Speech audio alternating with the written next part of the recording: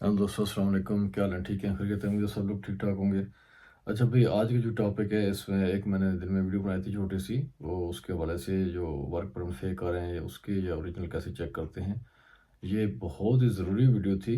और ये है कि इसमें बहुत ज़्यादा लोग पूछते हैं, पर उनको मैंने वेबसाइट्स भी बता दी हैं, IGI पोर्टल्स का नंबर भी दे दिया है, उनकी वेबसाइट भी दे दी है, सब कुछ दे दिए। तो आप लोग आसानी से, और दूसरी जो वेबसाइट है कंपनीज चेक करने के लिए, जिसके थ्रू पहले लोग कहते हैं कि वर्क परमिट हमारे चेक कर दो, उससे वर्क परमिट चेक किसी वजह से हो सकता था कि कंपनी मौजूद है जी, टैक्स पे करे वगैरह वगैरह, लेकिन वो सिस्टम डिफरेंट था।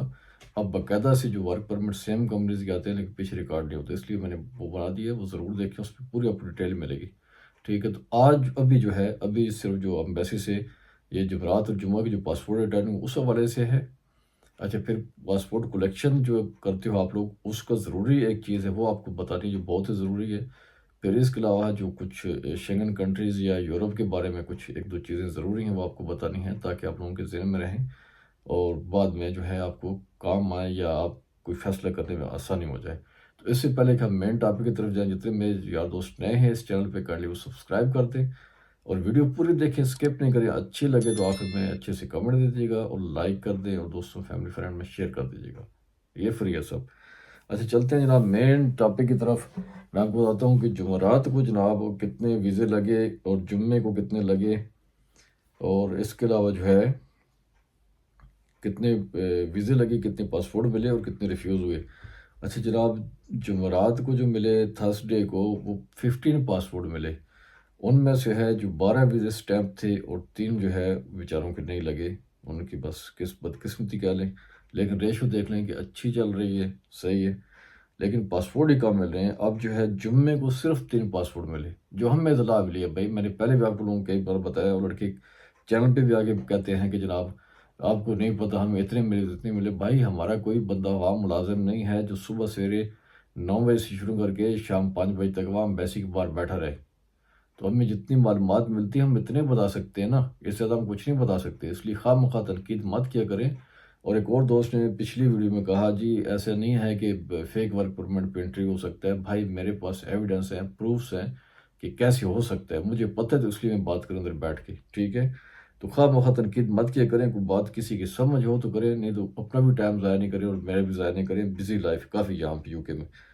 अच्छा, कल जो मिले पासपोर्ट वो सिर्फ 3 मिले पासपोर्ट, उनमें से एक का वीज़ा लगा हुआ था, 2 का नहीं था। ठीक है। अच्छा, वीज़ा रिफ्यूज़ होने की वजह वो भी ज़्यादातर आपको पता चल रही है इन दिनों में, कि वो जो है शिक नंबर 4 लगाते हैं जिसमें सेटिस्फाई नहीं हो पाते, या अभी 2 लगा रहे हैं कि डॉक्यूमेंट्स ठीक नहीं थे। डॉक्यूमेंट्स ठीक ना होने के पीछे भी 2 चीज़ें आती हैं। एक ये है कि आपका जो है वर्क परमिट वो फेक है। दूसरा ये है कि आपके डॉक्यूमेंट्स ये वर्क परमिट समेत, या जैसे PCC है, ये ट्रैवल इंश्योरेंस है, एक्सपायर हो गई। तो ये चीज़ें होती हैं, इस वजह से डॉक्यूमेंट्स के इशू होते हैं। अब वो एक-एक चीज़ वाज़ेह करके आपको नहीं बताते हैं कि भाई तुम्हारी ट्रैवल इंश्योरेंस ख़त्म हो गई थी 1 महीना पहले या 2 दिन पहले, सही? या आपको जो है PCC वो एक्सपायर हो गया था 4 दिन पहले या 2 हफ़्ते पहले, ऐसे कुछ क्लियर नहीं करते, लेकिन डॉक्यूमेंट्स के इशू दे देते हैं। या फिर जो है आपका जो है वो क्या कहते हैं, कुछ और डॉक्यूमेंट्स एक्सपायर हो गए थे। तो ये आप लोग को अपने ज़हन में चीज़ें रखनी चाहिए कि आपके जिस टाइम आप इंटरव्यू देते हैं, कि आपके वर्क परमिट का कितना टाइम पीछे रहता है, आपके PCC का यानी कि पुलिस कैरेक्टर सर्टिफिकेट का कितना टाइम रहता है, और आपकी ट्रैवल इंश्योरेंस का कितना टाइम रहता है पीछे। और इसके साथ ही पोलियो कार्ड का भी देख लें। अब ये चीज़ें आप लोगों ने देखनी होती हैं, एजेंसी वाले हर चीज़ नहीं देख सकते। एजेंसी वाले के पास बहुत सारे केस होते हैं, बहुत सारे मसाइल होते हैं। तो हर एजेंसी वाला, हर एजेंट आपका केस इस तरह नहीं दे सकते। इसलिए बार-बार मैं कहता हूँ आप लोगों को भाई, कि आप लोग जब जितने भी डॉक्यूमेंट्स देते हैं, अगर उनकी आप फ़ोटोकॉपी नहीं करवा सकते हैं, क्योंकि बहुत महँगी है, तो पाकिस्तान में करोड़ों की लगती है, मुश्किल है ना, तो मोबाइल से एक पिक्चर ले लें। सही है? ये तो काम कर सकते हैं, ये भी नहीं कर सकते। ये काम कर ले, उससे आपको याददानी रहेगी। और जब आप लोग इतने लाखों लगाते हो तो थोड़ा सा अपने डॉक्यूमेंट्स पे भी ख्याल रखें, ध्यान रखें कि भाई हमारे ये ज़हन में आपको याद होना चाहिए कि फ़लाँ डॉक्यूमेंट्स किस डेट पे एक्सपायर हो रहा है, फ़लाँ किस पे हो रहा है। और इंटरव्यू की तैयारी मुकम्मल तरीके से करें। ज़्यादातर अक्सरियत जो है रिफ्यूज़ हैं वो इंटरव्यू की वजह से हो रहे हैं। बाकी आपकी मर्ज़ी है, क्या कह सकते हैं। लेकिन दुआ कर सकते हैं कि अल्लाह करे कि आप सबका वीज़ा लग जाए।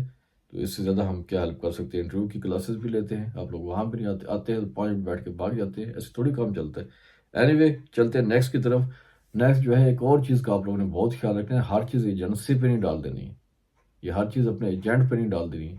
अच्छा, बहुत सारी की एजेंसियाँ भी इधर नहीं हैं, एजेंट भी नहीं है उनके, कहीं जर्मनी में है, कहीं ऑस्ट्रिया में है, कहीं बेल्जियम में है, कहीं दूर हैं, यानी कि यूरोप में, ऑलरेडी यूरोप में है। तो वो वहाँ से आपको भेज दिया वर्क परमिट। अब बाकी आपकी ज़िम्मेदारी होती है कि आपने कैसे-कैसे कागज़ात तैयार करवाए। अच्छा, दूसरी बात ये है कि अगर आप लोग मेरे यानी कि चकवाल से नज़दीक तरीक शहरों से हो, तो चकवाल आके आप अपनी फ़ाइल मुझे चेक करवा सकते हैं, हमारे ऑफ़िस में फ्री है, उसके कोई चार्जेज़ नहीं है। लेकिन अगर आप कहते हो कि आपका एजेंट बाहर है, आप हमारे करीबी शहरों से हो और आप कुछ नहीं कर सकते, तो आपका जो है सारा पूरा केस तैयार करके, आप ट्रैवल इंश्योरेंस वगैरह आपके सारे डॉक्यूमेंटेशन तैयार करके एम्बेसी से आपको अपॉइंटमेंट लेके आपको बहुत माकूल पैसे में ले देंगे, ठीक है? तो इंशाल्लाह ताला जो है वो आपको बड़े सस्ते में और माकूल तरीके से और ईज़ी वे में कर देंगे। लेकिन जो दूर के लोग हैं उनके लिए मुश्किल हो जाएगी चकवाल आना-जाना। लेकिन जो नज़दीक-नज़दीक शहरों के हैं, जैसे गुजर खान है, जेहलम है, पिंडी है, इसके बाद ये जो मियाँ वाली, तलागंग, पिंड दादन खान, सरगोदा, खुशाब, जंग, ये इस टाइप के जो हमारे नज़दीक लगते लगते हैं, मंडी वगैरह, गुजरात तक भी 2 ढाई घंटे में लोग आ सकते हैं। वो आ जाएँ, कलर सईदा वगैरह इस टाइप की, काहूटा, इस्लामाबाद, तो भाई हम अटक तक जो जो आ सकते हैं, ये आप लोगों पर डिपेंड करता है। तो माकूल पैसों में आपको केस सारा तैयार करके एम्बेसी में सबमिट कर देंगे और आपको बता देंगे। सही है? तो ये चीज़ होगी। अच्छा, इसके बाद ये मैं बात करने जा रहा था कि एक और बंदा हमारा पिछले 3-4 दिन हुए हैं, हमारे ग्रुप का तो प्रॉपर तो नहीं था, लेकिन उसका कोई शायद दोस्त हमारे ग्रुप में था। तो उसने बताया कि एक बंदे का लग गया जनाब, पासपोर्ट पड़ा रहा एम्बेसी के अंदर, 4 महीने बाद वो गया, वहाँ से पासपोर्ट लिया तो उसका वीज़ा लगा हुआ और एक्सपायर हो चुका था। तो उसने एम्बेसी वाले को कहा कि ये तो आप लोग की मिस्टेक है, दोबारा वीज़ा लगा दो। तो एम्बेसी वाले ने कहा कि भाई देखो, ये तो हमारी ड्यूटी नहीं है, जब तुम्हारे एक टाइम पे नहीं आएगी, ईमेल नहीं आई, तो तुम आके पूछते, तुमने पूछा ही नहीं। अब देखो भाई, इस तरह किसी और, अब जो हो चुका वो तो हो चुका, फिर वो जनाब चुप करके सर नीचे कर पासपोर्ट लेके आ गए। किसी और बंदे के साथ ऐसा होता है तो भाई एम्बेसी वालों पे आप भी चढ़ जाओ, आप बोलो जी मैं आया था वहाँ पे, आप लोगों से बोला कि भाई मेरा पासपोर्ट नहीं मिला, मेरा इतना टाइम हो गया, 1.5 महीने, 2 महीने, 2.5 महीने, 3 महीने हो गए हैं। तो आप लोगों ने कहा जी तुम्हारी ईमेल आई है, मैंने कहा जी मुझे नहीं आई, नहीं आई ईमेल। आपने कहा वापस चल, जब ईमेल आएगी तो अब मेरा पासपोर्ट पड़े पड़े अंदर ही एक्सपायर हो गए, अब मैं क्या करूँ? तो आप उन पे भी चढ़ाई कर दो ना, कुछ तो बोलो। वैसे नहीं मुंह उठा के जनाब पासपोर्ट लिया और वापस आ गए, उन पे भी चढ़ाई करो तो कुछ ना कुछ कर तो सकते हैं, दोबारा आपको वीज़ा लगा सकते हैं। उनके इनके पास कंट्रोल, इतना अथॉरिटी है, वो लगा सकते हैं। लेकिन आप जब कुछ बोलोगे नहीं तो क्या करेंगे? जब तक बच्चा रोता नहीं है दूध भी नहीं मिलता है ना। तो ये चीज़ें आपने ख्याल करना है, ये नहीं कि एजेंसी पे तकिए करके आप सोए गए। तो कम से कम अपना ये आपने ख्याल रखना है। आप 1.5-2 महीने बाद आप एम्बेसी चक्कर लगाएं, ईमेल आती है नहीं आती है, एम्बेसी चक्कर लगाएं, उनसे पूछिए कि भाई मुझे ईमेल नहीं आई है। ईमेल नहीं आई तो फिर वो देखेंगे क्यों नहीं आई, क्या वजह है, या देखिए मेरा कहीं पासपोर्ट अंदर, पासपोर्ट पे वीज़ा लगे लगे एक्सपायर नहीं हो जाए। इस तरह की चीज़ें होती हैं। अच्छा, ये टॉपिक हो गया। इसके बाद जनाब मेन चीज़ है शेंगन के जो हवाले से है, कि मैं कितने अरसे से बता रहा था।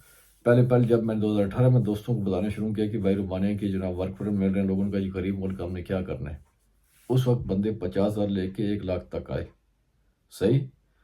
फिर आस्ता आस्ता रेट बढ़ना शुरू हो गए, बंदे आना शुरू हो गए, फिर सबको समझ आ गई।